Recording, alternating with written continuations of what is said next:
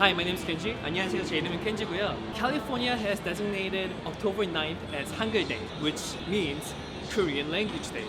In celebration, I'm going to spread more Hangul by giving strangers a piece of paper with their name but translated into Korean.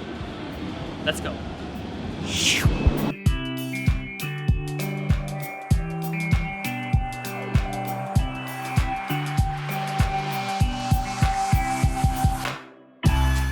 But the reason I'm out here today, Yes. it's because California has designated October 9th as Korean Language Day, and I'm trying to spread the word. Yeah, that's beautiful. spread You it. want people to know. Yes. I think that's awesome, and I'm That's happy California did that. 인발, Yes. 슈, 리, 모, 한. So 인발, 슈, 모, 한.